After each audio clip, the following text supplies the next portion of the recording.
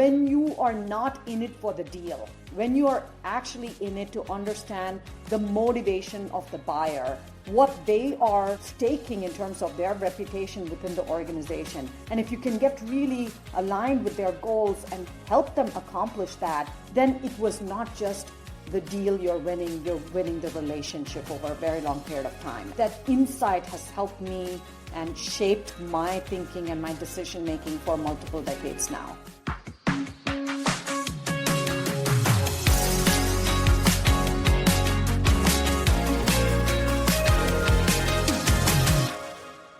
Hi, I'm Carmen Hudson. I'm the host of the Recruiting Book Club, and we're starting our second season. I'm so excited to bring to you another set of guests of recruiters who have written books. We are excited to have some very special guests this season. We've got Shally, we've got Craig Fisher, James Ellis, and quite a few other people that we're going to bring on board to tell us about what they wrote, why they wrote it, and maybe we'll veer off into a conversation about recruiting on all types of topics and subjects that happen in our industry. So I hope you can join us. I'm excited. Welcome back to the Meg and Amy Show. Thank you so much for the support for our show. Please do like and subscribe and add comments. We would love to hear from you and what you'd like to see more of on the show. Today we're talking with Yamini Rangan, CEO of HubSpot, about inventing the AI-first operating model. Yamini has spent over 25 years scaling some of the biggest names in enterprise software, from SAP to Workday to Dropbox, before joining HubSpot as their first chief customer officer and then becoming CEO in 2021.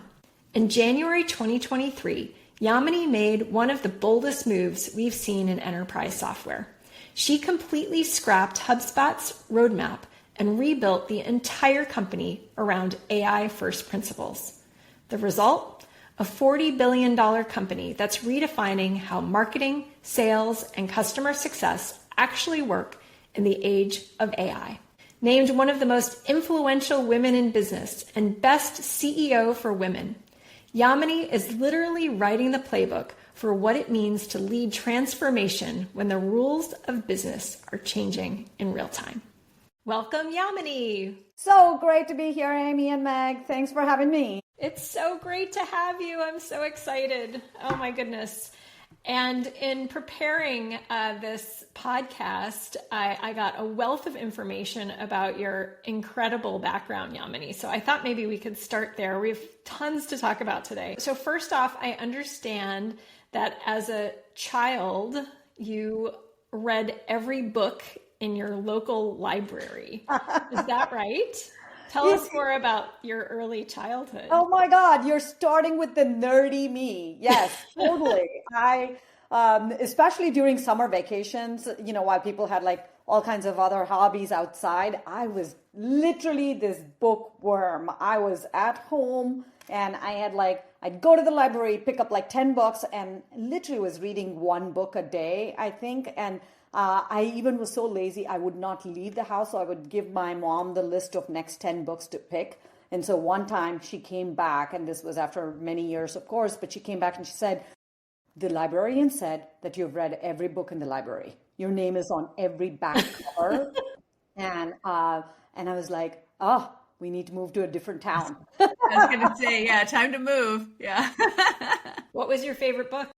I was like particularly into Nancy Drew, Hardy Boys, like that whole genre of, something to uncover. And, my whole thing reading the book was like, can I uncover before, I got to that, right? Like it was like, can I guess it? Can I figure it out? And it was like this whole thing about that genre I absolutely loved, and it still continues. It's all like leadership is a lot about uncovering something before, someone else makes it obvious to you. So, yep. And of course, this was in a small town in India, and you had very supportive parents as well, right? So absolutely. My mom, I grew up in the 80s, and my mom really raised me and my sister. I have an elder sister who's 2 years older, and she raised us to have big dreams. And it didn't fit the place that we were growing up. It didn't fit the societal expectations of us. But I felt like she had a very different expectation of us in the house. Later on, I had to reconcile between the societal expectations and what I had been raised. But we had big dreams. We had big conversations. It was always about, what are you going to do when you grow up? Are you going to become a lawyer or an engineer or a doctor? She preferred that I became a doctor, but I didn't, concede with that plan. But yeah, it was always big dreams, and how to get to those big dreams that, you can work towards something that was big, motivating, and inspiring. And you moved to the US for business school, is that right? No, I actually moved for master's in engineering. So I grew up in India, small town. We did end up moving, not because of the library, but because we didn't have a high school that went all the way up to 12th. And so my mom moved, and I went to a bigger city with a better library and a high school, which was in English and English medium school. And then I finished high school and went to undergrad in electronics engineering back then. And then as soon as I got done, and even before I got done, I was like, I want to do master's. So I came here originally for master's in computer engineering. I got that in Clemson, South Carolina. And then I started my career as a infrastructure engineer. And this was the late 90s. There was just this thing called the internet boom. We were building, a lot of capacity router switches. And that was my first job, is actually infrastructure engineering. And I did that for a few years. And then I was kind of not happy being in the data center, and I wanted to talk to people and really understand the value of technology. So I went to business school in Berkeley, and then started my career in the go-to-market side of technology after that. You've said that coming to the US was both terrifying and defining. It was exciting, terrifying, defining, all at the same time. The good news was that my mom had always talked about, oh, you're going to go to the US and you're going to get a higher education and you're going to make your life there. And so there was just a part of the expectation that she had set for both me and my sister. So we had talked about this for almost a decade in dinner table conversations about going. So I knew that was kind of something that I wanted. But at the same time, I grew up in a small town, and my parents were fantastic. They supported us. They gave us, everything in that little cocoon life. And here I was, one-way ticket, and a trip where I got to Atlanta. That's the airport that I got to, and I was like, yeah, someone from the school will come and pick me up. And I waited for 4 or 5 hours, and then they finally came and grabbed a bunch of us who had just came in. And I was like, yeah, someone is going to come. It was terrifying moment of waiting in the airport, hoping that I had literally made a name card. And I was randomly walking around with this name card, hoping that someone didn't miss me. And so it's part exciting and part terrifying, and then trying to figure out a whole new system and a whole way of life from the language. And even though I'd studied in English, I found the accent to be very different. And then trying to contribute and trying to understand the societal norms and expectations, and being in a college and doing part-time work so I could pay off, for my grad school. All of that was terrifying. And the defining parts were honestly the very different expectations. In India, as a student in engineering, and especially as a female student in engineering, you kind of you wanted to be under the radar. You literally didn't open, and pretty much I felt like I was on mute. And anytime I tried to contribute, there would be some snickering remarks about this woman who was an engineer who was trying to do something. So I tried to be on mute. And I think it was literally the opposite in the first year in a master's degree here. Half of my class were 50% participation. And I was like, wait, I got to unmute myself and I need to learn how to contribute. And then I didn't get that right for the first, few quarters, and then trying to figure it out. And then, being an engineer, even when I first got my job and I moved to the Bay Area in 1996, and I was the only female engineer. How was I still am trying to figure out the societal expectations, but I'm also trying to figure out what is my place in a room where I'm the only one that look like me. And so, yeah, there was just a lot of like figuring things out. But, you then fall back on some defining first principles. I wanted to be authentic to who I was. I had to find my voice. Not in a, I want to participate to earn points way, but I need to contribute in a certain way. How was I going to stand out? I mean, I have to say that in late 90s and even through the 2000s, I worked twice as hard as everybody else. I don't know if I would recommend that path for leaders now and women that are trying to set their mark, but that was the only path that I knew, that I was like, I'm just going to be better than everybody else. I had to work harder than anybody else, and I had to have answers faster. And so that was at least the initial playbook. And those were all defining decisions of how you're going to navigate your career, but also your life in a very different environment. There's so much to love about that story. So I just want to sort of unwind and go back to the waiting 5 hours for someone to pick you up. Just reminding all of our youngsters listening about how much the world involved waiting in the era of pre-cell phones everywhere, and how much you really were reliant on trusting someone to follow through on what they said, and how that really does, it defies my own recollection sometimes. I sometimes sit there and think, how did that work, right? I met up with people in another country once, like how did we find each other? How did we make, plans that really stuck and didn't have us just accidentally missing each other? That was pre-internet.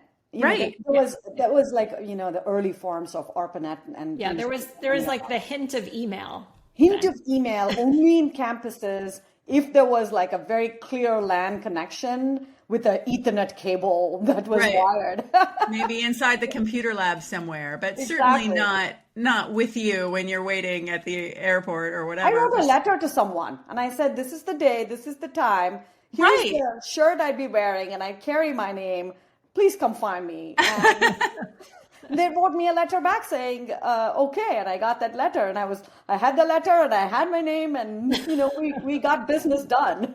Yeah. I wonder if like the whole, 10 years leading up to this, it became such a fantasy, and then you're like hit with reality, right? Like, I mean, I wonder if that almost made it more stark, prepared in a way, but also like kind of disillusioned. Yeah, I mean, I think it's I'd say that it was still thrilling and exciting. Even the wait was thrilling and exciting. I was just like people watching and learning and, and you're right, the 10-year dinner table conversations were all, what is typical of a first-gen immigrant?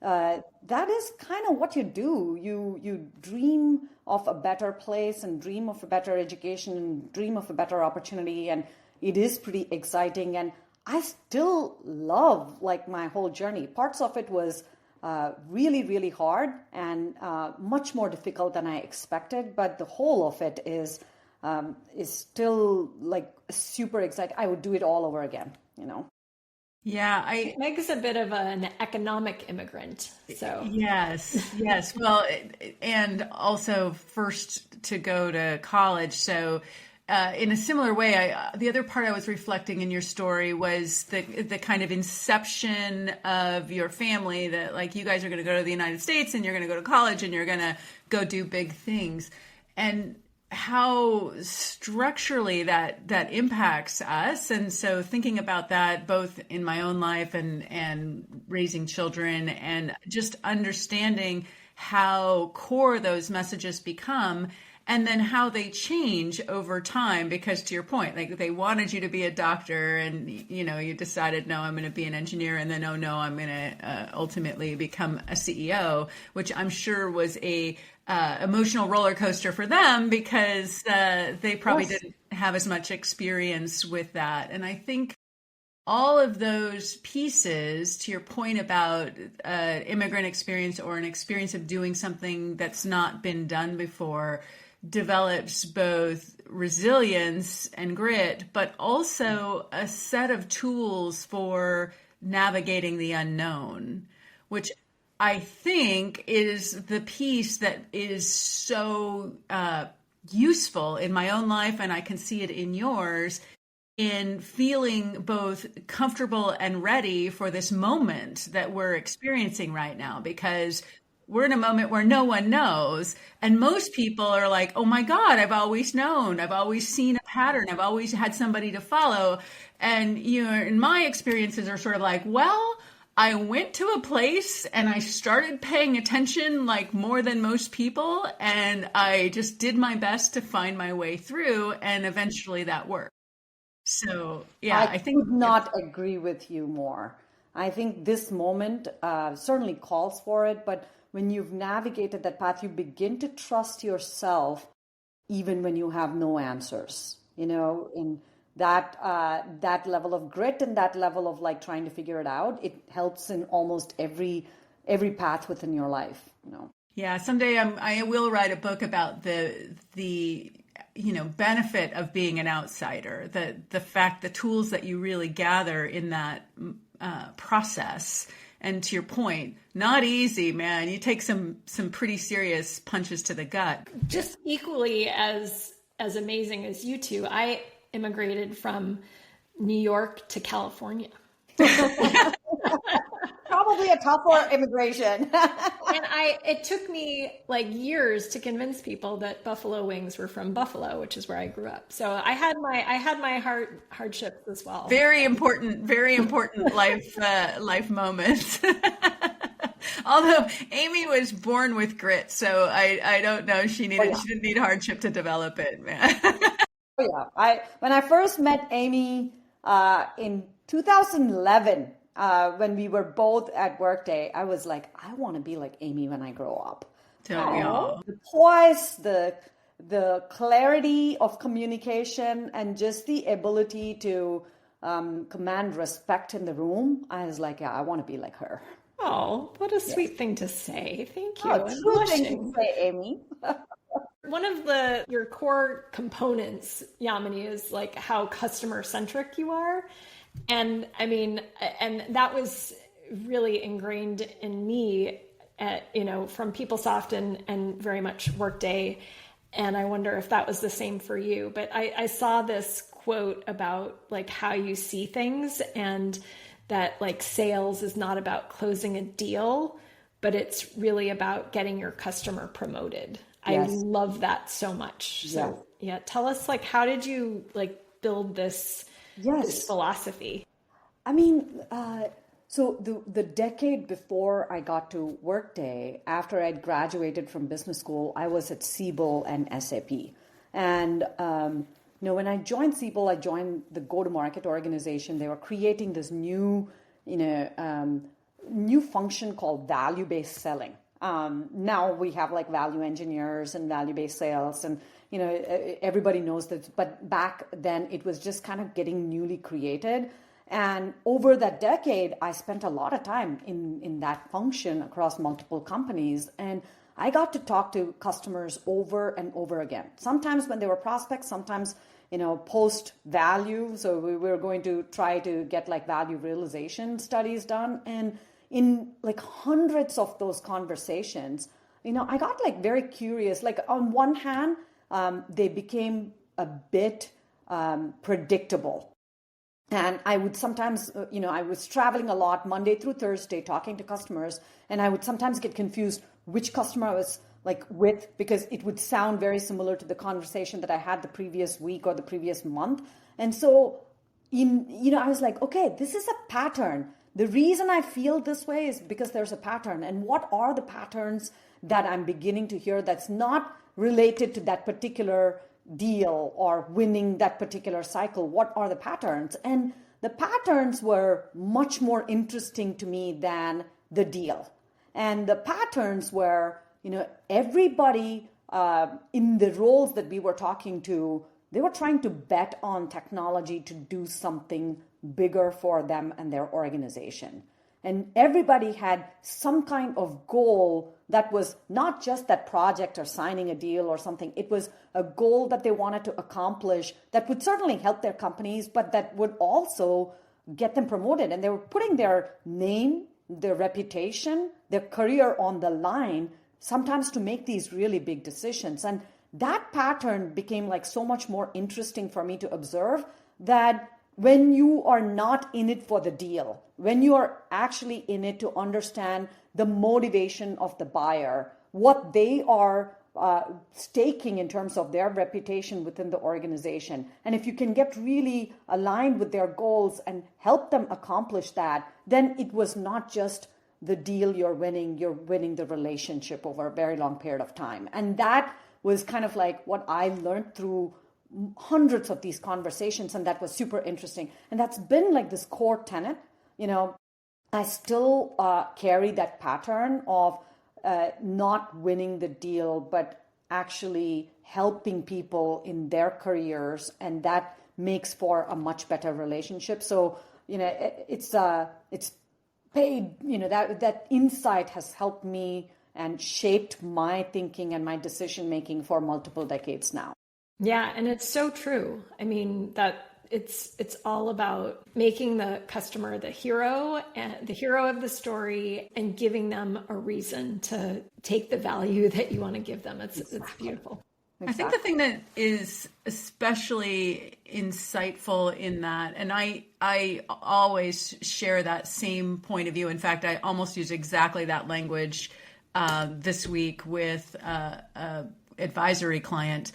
But the thing that I think you're bringing forward that even is most important in that is it's not just the intentionality, but it's also the sincerity of it. You can see a lot of people that take the idea, but don't really mean it, right? That they don't feel it in their bones, that they're in it with the customer, and the customer's success is everything in what they've put forward to them as a solution, and then how they stay with them until that value of the solution is realized. Yeah. And I think that in this moment, we are going to see a lot more evidence of the difference in those two approaches. People that signal that they're interested in the customer's success and promotion, versus people that actually are willing to do the work to make that happen. Steve Goldberg actually calls this the ascension test, and he looks at it as a test of the software development process and the product process. Is your product built to make that happen? And I think that's just another corollary to the sales process as well. Are you selling with that as your definition of success, and are you building with that as your definition of success? And I think if you just keep those top of mind, you create a place that will set you up for long-term success. Yeah, I've not heard of ascension test. I'm going to go and read up on that, but I think the concept is definitely the same thing. And there's a longer arc for everything. It's not the initial buy or the initial value of the product. It's the longer arc. So I like that a lot. All right. So let's fast forward a little bit to 2021. You're at HubSpot and there's an accident. Tell us more. What happened?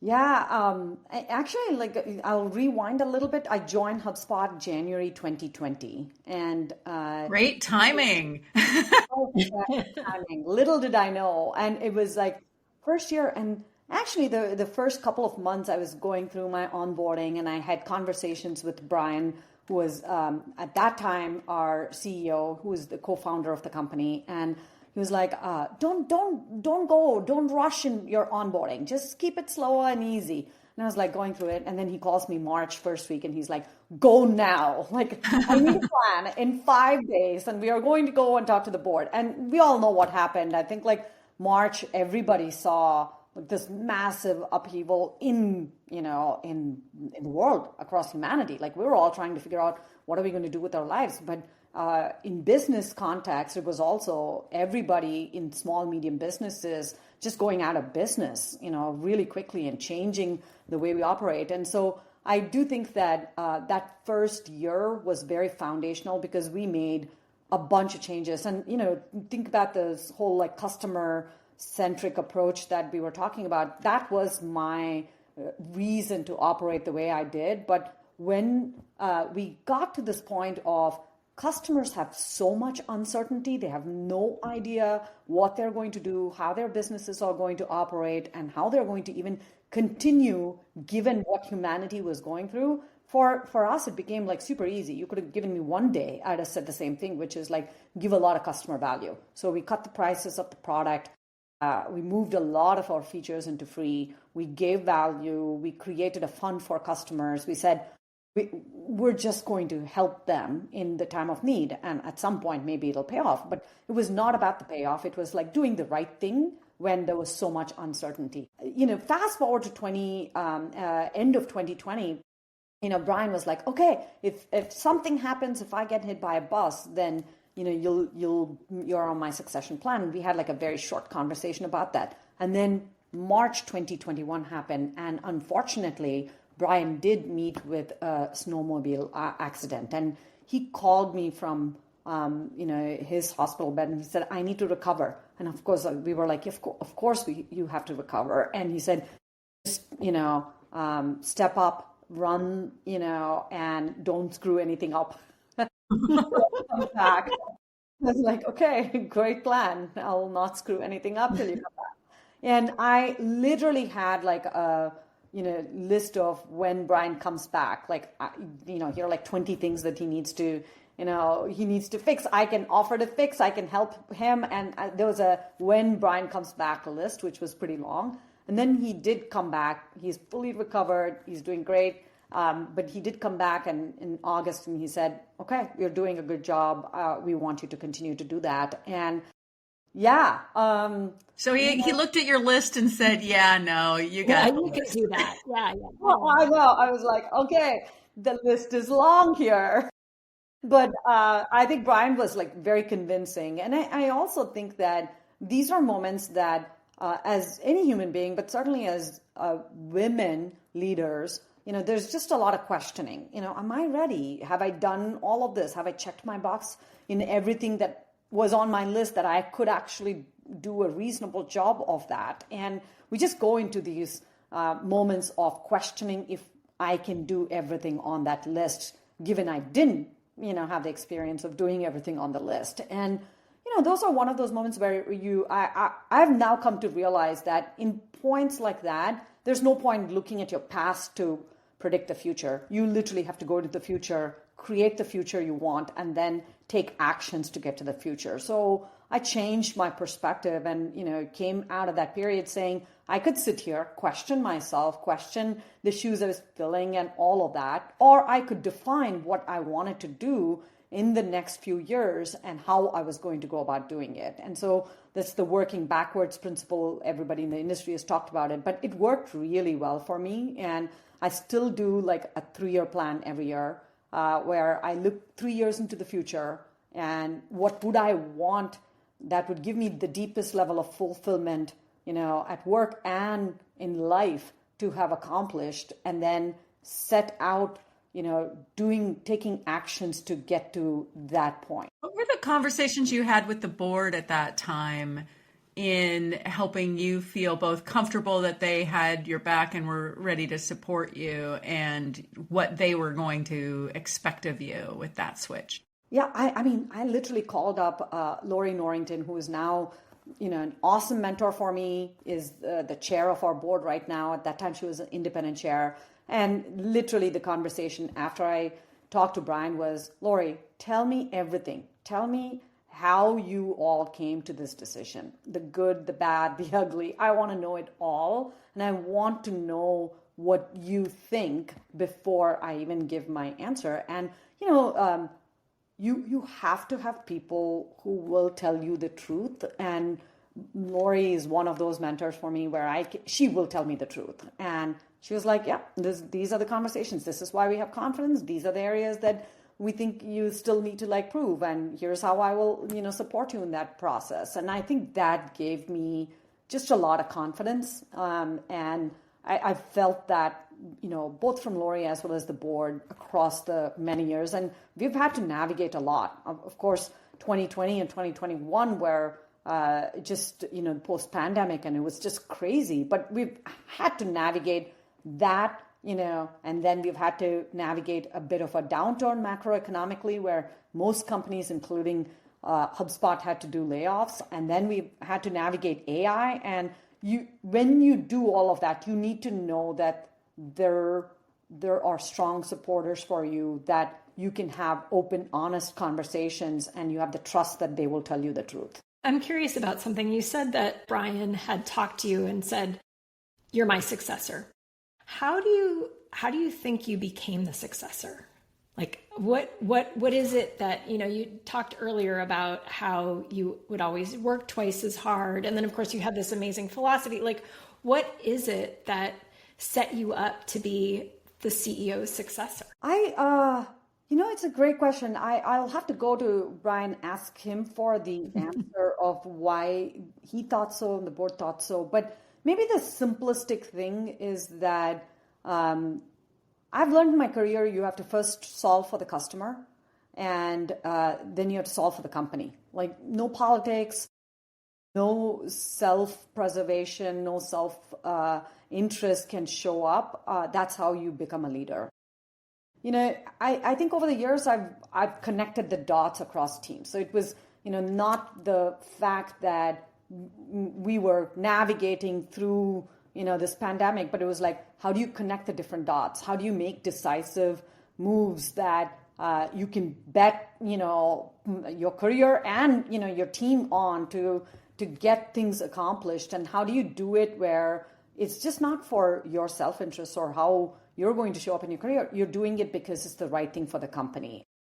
I bet if I asked, and I will go ask Brian, if I asked, he'd probably say that I focused on the customer and I focused on the company, and that built a level of trust. And certainly the fact that we focused on the customer, we made a bunch of moves in 2020, like we said. And second half of 2020, all of those moves paid off. The goodwill that we had generated with customers actually showed up with customers coming back to us and saying, we trust you to help us navigate. We are going to now, for the first time, have a digital sales team or a digital marketing team. And they came back and trusted. And so I think part of the results of the moves that we made in 2020 probably also added to the confidence. Comes back to the customer. And it also comes back to being authentic and actually showing up and consistently doing the work. Right. Yeah, like if you had not playing politics. Exactly. If you had just said, oh, it's customer, but your actions were not aligned with that, you would not have been as credible to the board, because they would see. That's right. I think you said this earlier, Meg, which I want to go to.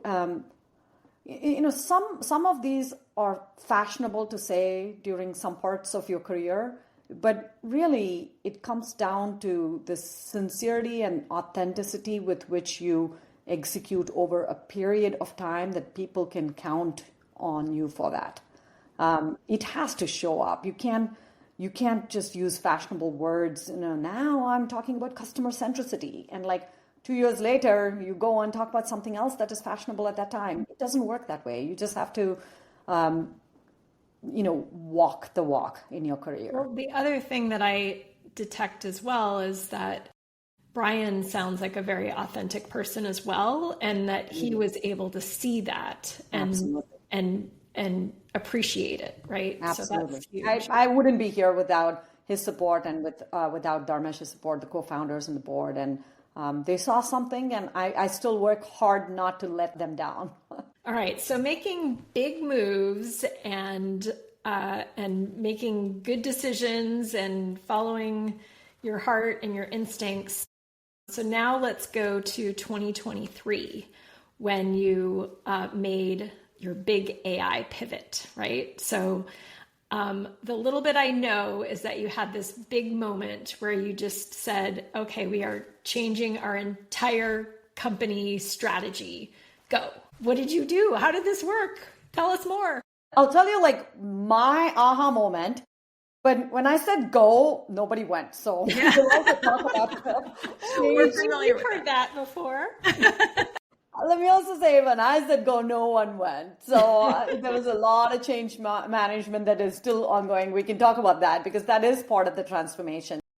I mean, look, I think November 2022 was pretty big. Like if we've been in the industry for such a long time, and I actually have this this distinct, memory, like where my husband and I were going for some kind of like a holiday party, first week of December. And for 2 hours, we couldn't stop talking about anything except ChatGPT. And like, we were like obsessed. And I think we missed a turn, or like we were driving randomly and like we didn't even get to the party on time because we were like talking. We were like, oh my God, this thing is big. And, anybody who's been in the industry, you can see a big shift. And for me, it was like, a lot, like the possibility of what you can begin to do to drive customer value was just like mind-boggling to even imagine. And so I do think I had a personal moment in December, and it begins with that like gut instinct that this thing is big. And then we came into the year, and like every company with every year, we had gone through a planning process. We had like a nice plan. We came into the year, we had the plan, we got the plan approved, and then we were like, doesn't matter. We just have to like make a big change. And by the time we got to our board meeting in March, we were like, this thing needs to change. The product roadmap needs to change, or what we deliver as features and core functionality needs to change. And we have to start thinking about the company and how we begin to go on this journey. But I'll tell you like that I remember like bringing our product leaders, the co-founders were there in the room. So the 5 of us were in the room, and we're like, we have to change. And we looked at each other and we're like, okay. And then we went back to the company, and everybody was like skeptical. They were like, yeah, this is like every other tech, cycle. You name everything in the last 10 years that was supposed to be the next big thing, and that wasn't the next big thing. They're like, yeah, it's like that, right? And so I think part of it was like, no, the first 6 months, it was trying to convince people that we're not after the next shiny object. And there is something, fundamentally transformative about AI. And we had to like convince ourselves that it was going to be that. And so part of the reason why that internal transformation was important for us, and we started that back in 2023, is like, we need to gain conviction. We can see what this technology can potentially do, but you have to have so much conviction that it will add value before you can go and convince, hundreds and thousands of customers to do the same thing. So one of the things we did is we started, really transforming the product roadmap with features that we wanted to release that year. And it became a AI, bet year for the product. But we also started internal, projects and initiatives. And we basically said, let 1,000 flowers bloom. Let's just go and like try and use this technology to make changes in marketing, or make changes in support and sales and even coding internally. And I would say the first year was like super slow. Change is hard. How did you decide what projects to take on then? Like, how did you prioritize and everything? We didn't. 1,000 flowers. Yeah, we didn't. I mean, we didn't. And honestly, it's sometimes okay to not. And I remember in the first year, we said, no memos, just experiments. Like, I don't want anyone to write a memo and get the memo approved and like come up with a strategic. And we said, no memos, just go build and go experiment. And at that time, it was like chaotic, right? Like, it's very chaotic in an organization, which, there are some believers, some naysayers, and many, bystanders. Like, you have the spectrum of everybody. And then you're like, just go build. And I would say that I would do the way we did it again, even though it was like super chaotic, because how are you going to, in a new technology, in a completely different S-curve, where people have so many questions and we have very few answers that are certain, how are you going to like come up with a strategy to build, or say, here are places to go and start? We said, let let 1,000 experiments bloom, and people came up with ideas. And in fact, there was a spreadsheet in the first year that had 153 rows of ideas, everybody thinking that this one was going to be the big bet. And we organized into smaller groups, across those bets. And we said, here's a big bet in support, here's a big bet in sales, and here are some big bets in marketing. But I also think that you begin to recognize in the first year which leaders are adopting it and living it.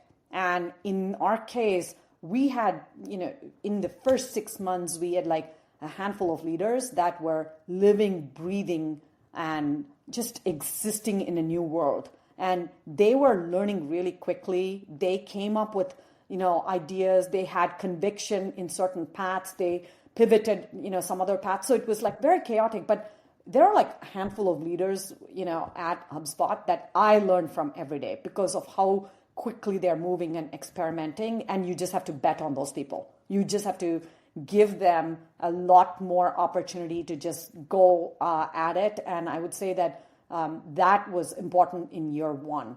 And then, there's still change management is the biggest, question. Like, how do you take a company through this? And then how do you, convince people this is the right approach? And the answer is you don't. Like, you understand the fears. There are fears about roles. People in year one were like, they remember the hype in 2023 of like, you are going to have $1 billion company with 1 agent or 10 agents. All this kind of, hype. Well, some of that's still happening. I mean, it's still being said today. Yeah. It's just bizarre to me that, we're still saying things like that. That only adds to the fear of the people that need to go through change. And, so you're trying to lead when there's so much hype, there's so much fear, there's so much uncertainty, and you still want like fast action. So how do you do that? I think the thing that I've learned is to be authentic. Like many times in the last 3 years, I've said, I don't have answers. In fact, we cannot all have certain answers. We're going to learn as a team. We're going to run experiments. We're going to build hypotheses, and we're going to say we were wrong in the hypothesis or right in the hypothesis and keep learning and going. So I think that stating the fear of job replacement and, basically saying, I don't have clear answers, but I know one thing. If we stand still and debate, we will lose. Stating that fear and kind of like trying to address that head on helps.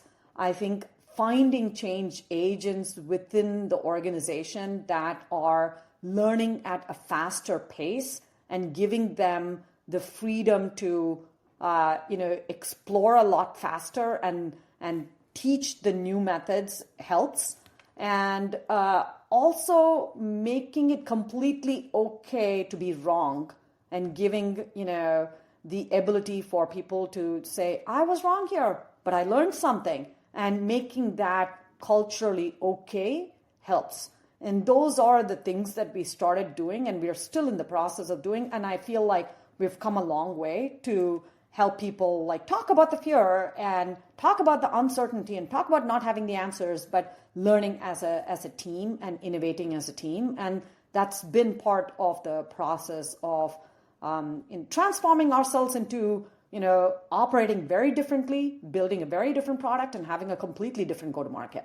So having two big thoughts, obviously such a great correlation to our discussion around the book Blind Spotting and that intersection of intellectual humility and, being comfortable with explaining what you don't know and working together with the team to figure it out. But you wrote something a few months ago that has been top of mind for me for a while. And it gets to this point of just how, life-changing it is, those people who run forward into uncertainty as opposed to back away and create both an example, they trailblaze for others, but also share what they've learned. And what you wrote was, in the AI era, careers won't be built on a span of control, they'll be built on innovation density. And you really are describing people who have that innovation density. And I agree with you completely that when we used to talk about 10x talent, I think we had a different shape. But to me, in this AI era, this is what a 10x talent really is. Yes. And I think our systems and structures are a little behind on both how we identify, how we reward, how we recruit for and build this type of skill, the kind of skill that amplifies everything around them and isn't necessarily just about having a very large team that does, things that we used to do or whatever. How did you get to that thinking, and what do you think it's going to take for it to be more clear to others that the evidence of seniority is not tied to org size? Yeah.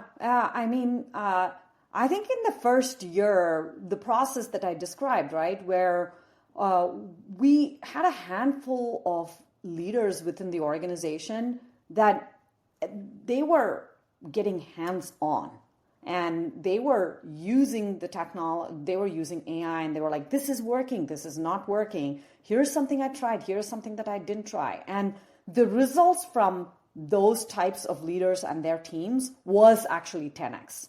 And the results from the ones that are like, let me wait, let me get certainty, I'm going to wait to see if this is the latest fad within tech. I mean, obviously they had like nothing to show. And so I think like, you when you let 1,000 flowers bloom, it causes a bit of chaos, but then the ones that are actually going to be sustained blooming versus the ones that will die. Now, taking that metaphor a little too much there. But I think like that actually taught us something. And that taught us that the 10x results were not coming from people that had a very large team size, but they were innovating at a different pace, but much more importantly, learning at a much, much faster pace. And so I think that was like one of the insights, one of the things I do is like always Thanksgiving look back on the year and like, what did I actually learn as a leader? What patterns, are new that I had not seen before. And interestingly, like that is a pattern that was like new coming out of 2023, that it was not the team size, it was actually the level of innovation that you were able to drive within the team. And so I think that over the last couple of years, we've talked internally at HubSpot about this mindset shift. And, there's still a lot of uncertainty about careers and growth opportunities and promotions and all of this. And I keep telling people that I don't know, I don't have all the answers, but I can tell you that if you're not using AI, you're not on the path, right? Like it's almost as simple as like, I don't have all the answers of the exact role. And are we going to have a new role called, forward deployed engineers? I don't know. Like, there are other roles that will come up, go to market engineers, prompt engineers were in fashion for about like 2 quarters. Like, I mean, all these things. But I know that you have to be innovating and you have to have this learners and explorer mindset. And so the question that you asked, Meg, is a really good one. How do you build this into the DNA of the system itself? And how does this actually transform a company's operation? It's one thing for someone like me to recognize a leader who is innovative. How do we hire? And you have to change the profile of how we hire. And our part of it was like getting our chief people officer, and she was on this journey with all of us, and she's like changed who we hire. And, we look for innovators with growth mindset that can be agile. And then how do we change the promotion criteria to not be of team size and, rather innovation density? How do we do that? How do we like reward, people that are operating in this new way? And how do we celebrate and showcase and make it like high status to, really be experimenting? How do we change all of that? It requires the system to change, and that takes time. I think we're in the process of doing it in different places. It is very structural in nature. It has to go and flow through the entire employee journey. but it also needs like time to like go through a couple of cycles. But people, I would say, now recognize that you have to have this type of experimental learner's mindset in order to grow, at HubSpot and outside HubSpot. Now, what has been the role of the board in all of this, in terms of the AI transformation, in terms of the expectations that they have of you and the team and results and so on? It's like this is the boardroom conversation. There's not been a single quarter since November 2022 where we've not talked about AI. So, I think it's the same thing with every boardroom, public or private, where the conversation is, what are we doing? How quickly are we moving? Which parts are transforming well and which ones are not? And so I think that rightfully so, this is a big moment for all kinds of organizations, certainly for public companies like us. And so every single board meeting, we've had deep dives on our AI strategy. And I think that what is also important is that our board is also a learning board, and they like to learn, and they're always going out there, and they're, parts of the board meeting are, to get the board members to come and share what did they learn, what was the new observation or insight that they've had. And we go as far as to like actually, getting hands-on with use cases, and we try, of course, our own software, but also the new types of AI native software that's coming. We're hands-on. We got the board to be hands-on. They're so hands-on with us. And there was actually a board meeting a couple of quarters ago where we like literally spent, a couple of hours on testing out different use cases, and then, having a deeper conversation on what has changed, what has not changed, and what are the new patterns that are coming. And so I think learning and evolving is really, really important across the board. That is so good. So we're going to run out of time, but I have like one last line of questioning. I want to come back to your true center. Oh, we're going to keep going a little bit, Meg. I know. Have the whole like how marketing and sales is changing. That's where I'm headed, Amy. All right. Let's go. I want to go to your core center, which is about your customer centricity and how you think about what's happening for your customers in their lives and what does it mean for them to get promoted. Yeah. And I think one of the functions that is most disrupted, of course, is this middle place for marketing, yes, which are, the conversations I'm sure you're having every day. And I saw some really good stuff coming out of your conference. Yes. And some really amazing thought leadership that you brought forward. But I really kind of want to understand, what have you learned from your customers? What's top of mind for them? And how are their needs changing in a way that is something that you're thinking about in serving them better? I mean, look, you just said it. Marketing is going through the biggest transformation it has seen in the past couple of decades. And it's quite simple. Internet made information searchable, right? That was the easiest way to describe it. And so people searched. Buyers searched for information, and sellers made it their playbook to be found in those searches. As simple as that. But now that is changing pretty dramatically, where AI overviews are giving answers, and customers are not searching. They want an answer that is well-backed, well-researched, and well thought out. They're not looking for information. They're looking for answers. That's a fundamental shift that impacts almost every playbook, every tactic that we've had within marketing. And, our thought process is this. On one, yes, it is going to impact your top of the funnel. And, if you had a playbook that you had honed in for the last decade on how to be found in the top 5 blue links of a search, and how to get that person to click and get to your website, and how to capture their email and then, nurture. And if you'd perfected that art, that specific playbook is just not going to work. It doesn't mean content is not going to work. Content still is important. It doesn't mean that your customers are not looking for answers. They still are looking for answers, but your playbook needs to be different. And we think that the playbook actually has like 3 parts to it. And the first one is that you cannot wait for someone to come to your website. You have to be where your customers are, and they are now in very different places. They are on YouTube, they are on TikTok, they are on Insta, they are on Reddit, they are listening to podcasts, they're looking at email newsletters. So they're everywhere except your website, which means you need to be everywhere with the most relevant content where your customers are. So that's part of the playbook. The second part, while everybody is blaming kind of like AI and AI overviews has disrupted search and disrupted, marketing, I think that the other part of it is AI has actually driven a level of personalization in terms of reaching out to your customer that is unprecedented.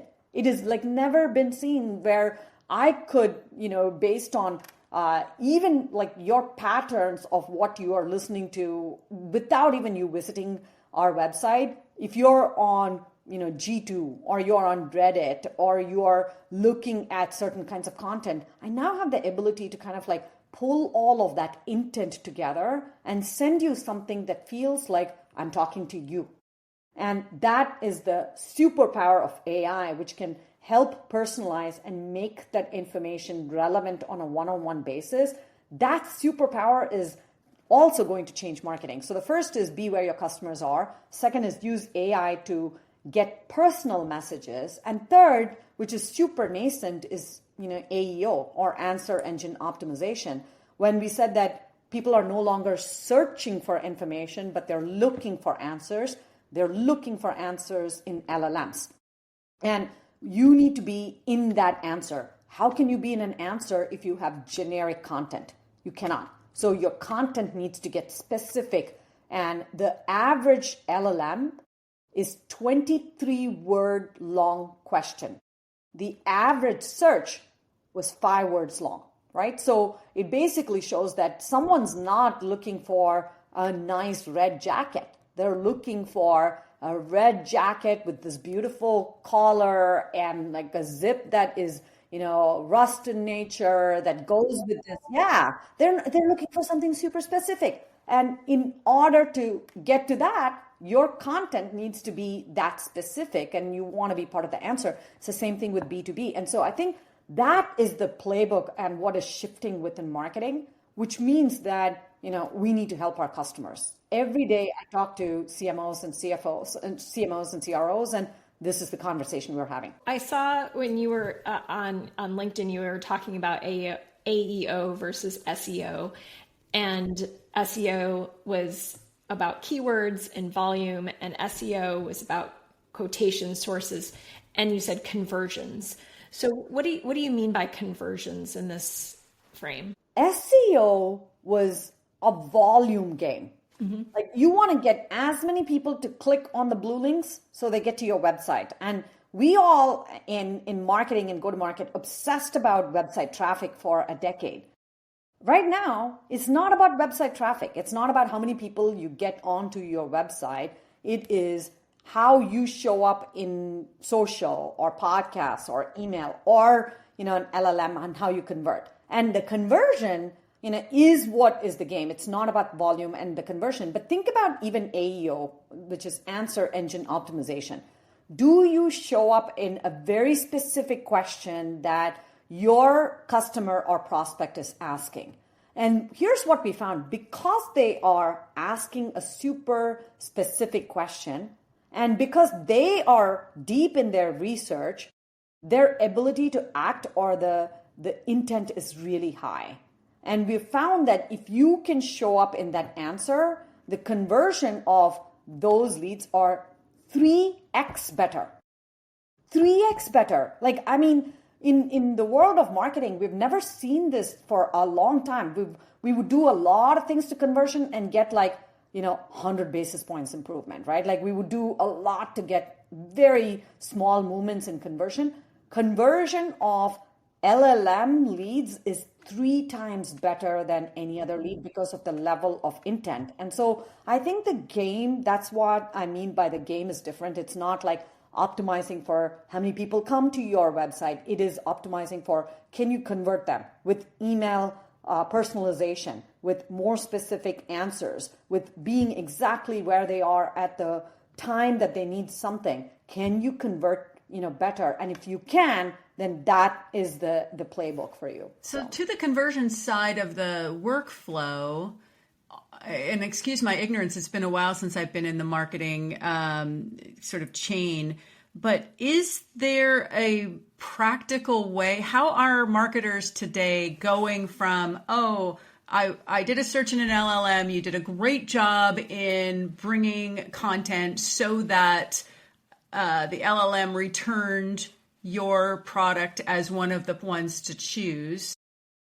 How good are they in the next redirect? Because I know they're still just trying to open up the shopping one on the consumer side, but what is the B2B? Because, the activation before used to be, to your point, go to a website, grab their email, and then you can, engage with them further. How do you direct them when there's, they got their answer? Yeah, it's still citations and links. And, we've seen like two things work. One is when you show up in an answer, and you'll see this in LLM, you'll have like this little citation link. Yeah. And when you click that, it'll tell you what the source is. Go to where it found the answer. Exactly. That is the simplest example. The more fundamentally different example is that in the case of HubSpot, we have deep connectors with OpenAI, with, Claude, Anthropic, and Gemini. So we have deep connectors. And so when someone is searching for, let's say, a mid-market CRM that can help you drive better marketing leads for a manufacturing company that is based in Ohio, like if someone is searching for that, the HubSpot like deep connector link within that LLM actually lights up. And when you click that, there's a nicer experience back into our product, directly into the product. That. And that is a new way. So there is like a link back to your website and content, but you can also create like pathways from, LLM outputs and answers into your product that makes that even more alive. So I think there are multiple ways, but this one is nascent, right? Like the volumes are not as high. It's not even close to the SEO and search volume, but given how quickly things are moving in the industry, I'm not a big, predict some big thing person, but at least all the predictions I've looked at, the traffic from AEO searches are going to surpass SEO by 2028. So it's not that far away that we have to get, our playbooks kind of completely revamped to get ready for that. I'm surprised it's that long, actually. I would think it's like next year. Well, it's just because SEO is so good. I think it's going to go faster. I just looked at a stat last week which said that 8 out of 10 AI overviews and Google searches, actually, 8 out of 10 Google searches result in no click, which means AI overviews and AI mode have both gotten so much better that 8 out of 10 result in no click. That is massive change within the industry, which means that people are also going to rely a lot more on AEO in terms of getting to the answer. So my thing is that if I were to see everything within AI is going faster than we can imagine. So I think this is one area which is probably going to move faster than we currently think. The fact that you guys have already sort of built in a way to turn that into a productive activation, because I think that is going to be the difference between a lot of people better informed and a lot of people taking action. So very cool. Yeah. Well, we're experimenting, learning, moving fast, and it's just fascinating. For me, I get excited about how much we can help our customers with this change, right? Part of our job is to help small and medium businesses grow. And when, the industry is changing this rapidly, and when that change is actually resulting in compression within marketing, and we have a playbook and we have abilities to experiment and learn and help our educate our customers, that is exciting. That's what I get super excited to wake up and do. Okay, so for our leadership corner today, Yamini had put out a note to her community weeks ago asking What is it that you're curious about with regards to leadership and AI? So I thought maybe we could take one of those. Sounds good. What mindset shifts do leaders need to make during times of huge change? First of all, mindset shift is the most important thing, right? Like it is like leadership in a time like where we are navigating with AI does not start with anything except mindset shift. The question becomes like, what is the mindset that we want to have? And here's my simple answer. If we were map readers and the mindset that we had was here's path A, here's, destination, and here's like a nice path that we can trace and get to, you have to give that up and you have to have an explorer's mindset. And an explorer does not know the destination, does not even know which direction that they need to head, but they will explore, they will stay close to the ground, they will experiment with different paths and different avenues, and they will carve out something completely new. They thrive in not knowing the answer. The map reader thrives in knowing the answer. And that is the mindset shift. If you can embrace not knowing the answer, in fact, thriving in not knowing the answer and finding ways to get to the answer and carving out a path, then you can navigate this and probably anything else that comes in your life. Again, just tying this back to the book Blind Spotting that we were talking about earlier, it's just perfect. So Dr. Ferguson refers to it as knowers versus seekers. Oh, so instead of explorers, seekers, but same exact principles. Yeah, it's amazing. Yeah, I love it. So first off, I think it needs to be the Amy and Yamini show because this is amazing. So.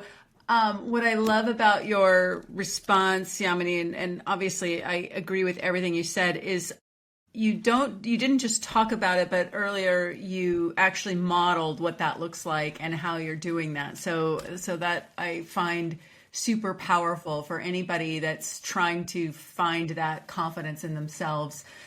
The only thing I would add, so I completely agree that the era of leadership of knowing is gone.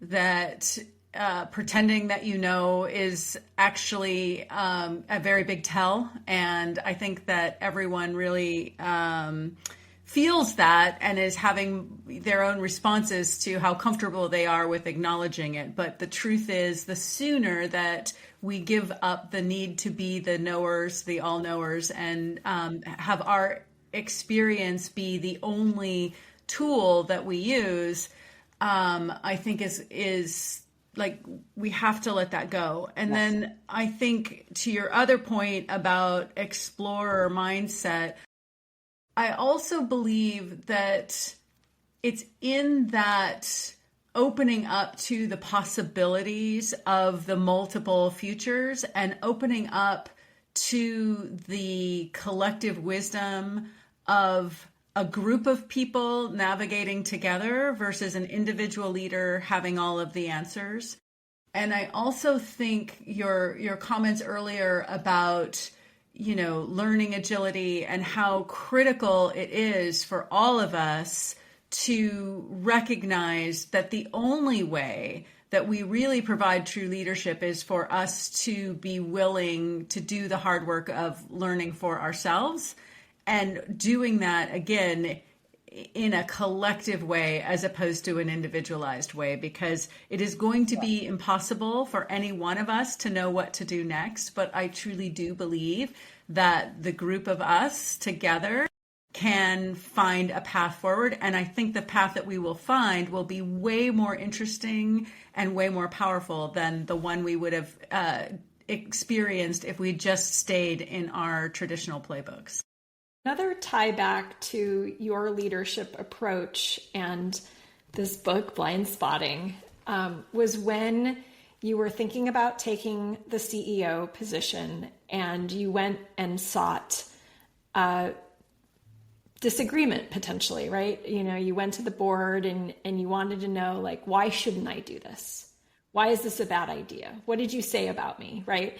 You weren't looking for people to just pump you up and say, oh, you'll be great, Yamini. go for it. You'll be wonderful. You wanted to know, like, what was the real shit? What was the real scoop, right? And that was something that that Kirsten talked about as well, is like how important as a leader to not believe your own, that you are just a flower of beautiful smells, right? That your shit stinks. And why does it stink, right? So, well done, Yamini. Well done. Oh, thank you. Yeah, you do. And you also need to have people who will tell you the truth. Yeah, exactly. Yeah, totally. Yeah. Totally. So I give Meg a truth bomb every day. Yeah. She does. I try to keep her grounded. I need the two of you in my life every day. Keep me grounded. Tell me the truth. Well, now that we know your guys are close to each other, we'll have to meet up in real life, and we'll have to do this. Yes. Well, thank you so much. I know we've been stalking you for quite a while, trying to navigate your very busy calendar. So we really are grateful for you joining us and sharing all of your wisdom. I feel like you gave me a lot to think about. So I know you gave our listeners a lot to think about as well. Thank you. It was such a delightful conversation. I honestly could keep doing this for a long time, but I'm sure nobody wants you actually have a day job. Me. So thank you for having me. Appreciate it. Let's invent the future together, everybody. I believe in us. Let's make every day count.